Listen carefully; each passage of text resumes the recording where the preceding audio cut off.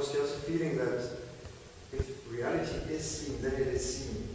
And Yes. there can only be one seen because there's no duality. There's only one. So either the one is seeing the reality or it's not seeing reality.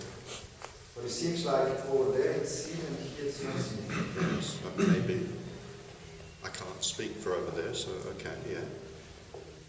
And so the question is,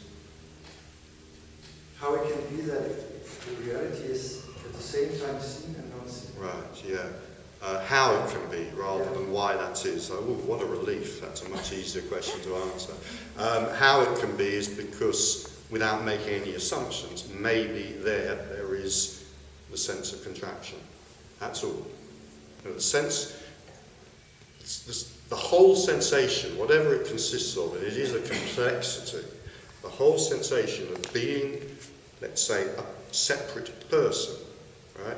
It's an energetic contraction. And it's there or it's not there. And if it's there and then it's not there, that's what we tend to call awakening or liberation.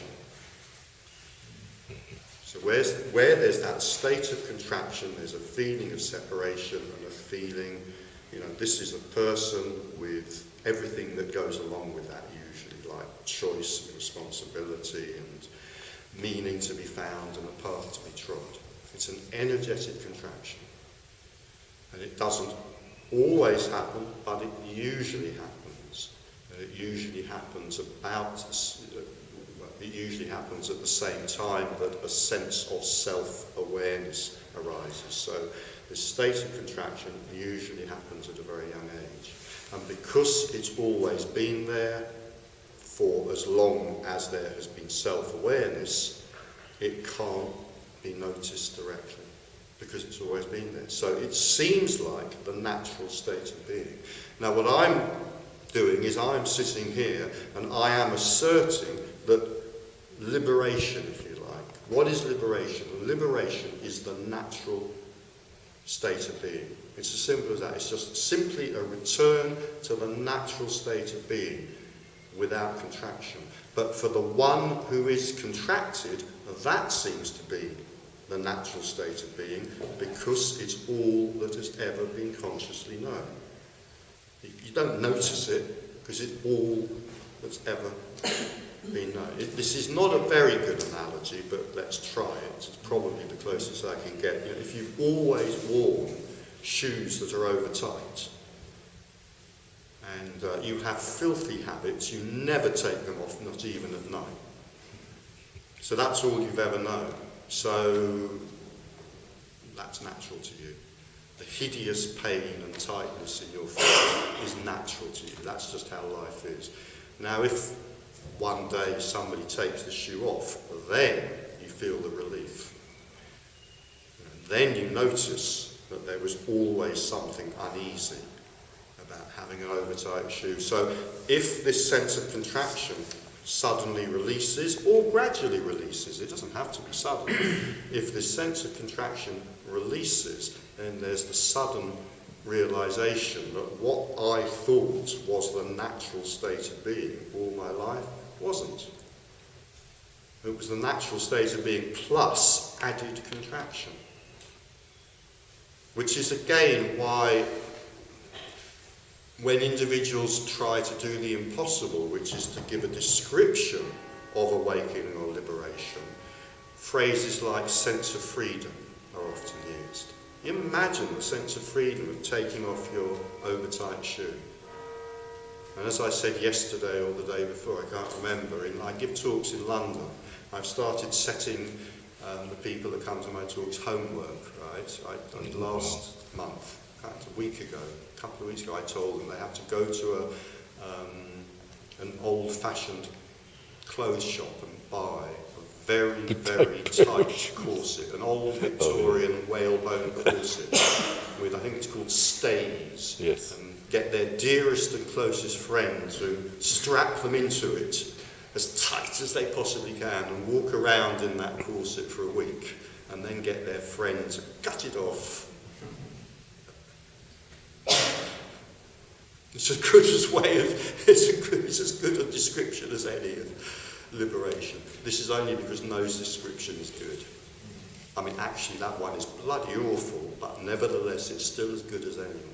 You know, you can imagine if you walk around in a whalebone corset for a week and then suddenly it's taken off you, the sense of relief and freedom and expansion. So what I want to suggest is that, you know, however old, you know, if there's a separated person of 47, and let's say that sense of separation arose round about the age of 2, let's say, just for argument, then for 45 years, this has felt like a natural state of being. Imagine the relief. Imagine the relief that comes from the release.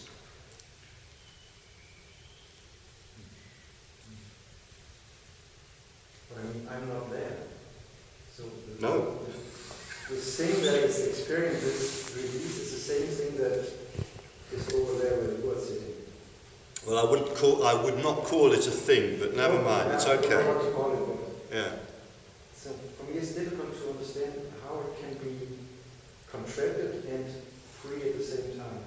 Because I'm not there and you are not there, so it's only one thing that is experiencing freedom and contraction at the same time. No. I don't think the metaphor that's coming to me is going to work, but I'm going to try it. I mean, we can only talk in metaphor about this. Let's say it's all a river. That's as good a metaphor as anything. You know, it's all a river, and it's all the same river, and it's all the same water, but we know that the river flows in one way at this point and a different way at that point, and here it flows fast, and there it flows slow, and there's boulders, and there's mud, and there it's clear, and I'm sorry, that's probably the best I can do. It's a very metaphysical question, that is. I mean, did that answer, does it get somewhere? It's like And in a sense, all we can say is that within this waking dream, that's how it is. If I trust what you say, and if you trust what I say, then clearly that's how it is.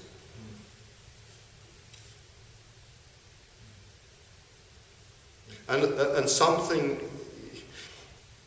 to add to this, but it's something to do with the nature of what you've been saying, what I've been saying so far. I feel I've sat here and said a lot about taking off whalebone corsets and taking off over-tight shoes, which probably in a way sounds quite delightful. So the other thing to say is that in a very, very real sense, there is no difference.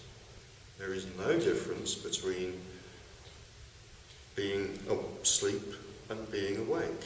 It's all liberation anyway. There is never not liberation. Within liberation, everything arises, apparently, including, perhaps, the sense that this isn't liberation. That is also liberation. It's simply not very comfortable. So I'm sure I'm not the first person that you've heard say this. You know, that being asleep and being awake are the same thing. We could say there is one difference, and the only difference is that in being asleep, it is believed that they are different. In being awake, it is known that they are the same. And that's why, in awakening, the search ends. Because in being asleep, it is believed there's something to search for. In being awake, it's seen that there is nothing to search for. Because they're the same thing. Did I say on Friday night? I can't remember whether I said it here or not. Probably. I mean, anybody who talks about this or writes about it, it's inevitable that the words will be full of paradoxes. Probably the most annoying sentence about this that I've ever written is it cannot be seen that there is no such thing as liberation until there is liberation. What can the mind do with that? And yet, you know, that is profoundly true. If you like, liberation consists of seeing that there is no such thing as liberation. because there is no one who awakens. It's terrible. This is just terrible. Best thing to do here is go to sleep. I mean, otherwise it's like hitting our heads against a granite wall.